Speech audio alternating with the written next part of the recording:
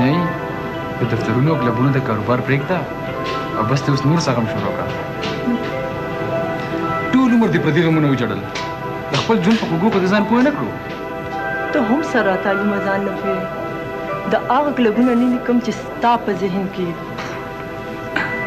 نو ته مې پوهه کړه که نه چې دا کوم کلبونه دي؟ دلته د قام د تورسرو د ژوند خبرې دي. علم دی، رڼا ده، ته د دې نه څه خبرې؟ خبر یم او که نه خو ته به خبر شي. خبر به شي.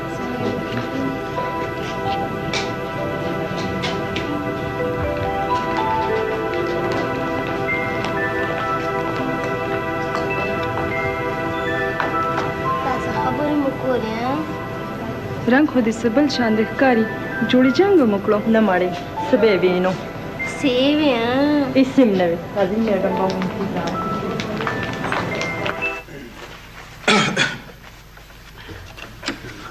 لالا په خیر السلام علیکم. څنګه له خو سنوبر ډېر ورځې پس راغلی دی. ښه ونې چېره ولېږم. راځه کښېنه لږ. ښه وایه ته نور څنګه یې؟ ښه یې؟ شکر دی. نور عزیز صاحب موږ د ډېر وخت نه یو بل پېژنو. غم خادم یو دی، دوست دشمن هم یو دی. بله دا چې د یو بل د خوی بوی نه هم ښه خبر یو. سړی د مطلب خبره کوه. عزیز صاحب زما خوښه ده چې زموږ دا دوستانه په خپل لوی کې بدله شي. زه پوه نه شوم ته ویل څه غواړې؟ زه خپل زوی ګلخان ستا جولې ته درغورځوم. زه یم چې ته یې په سر لاس کې دی. بېشکه رورم زما د بچی دپاره د ګلخان نه بل څه ښه نشته. خو رڼا یو تعلیم یافته جینۍ ده، د ښار ماحول کې لویه شوې ده.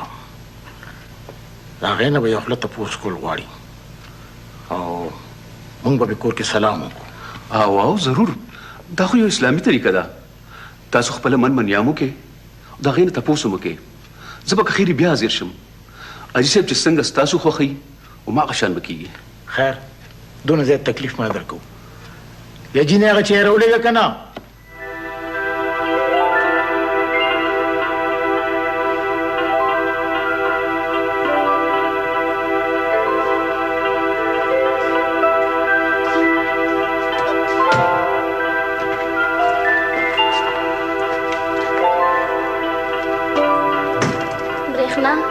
خبر شوي کوی دین جوړېږي او که نه ځکه خو یې هغه بله ورځ پټې پټې خبرې کولې.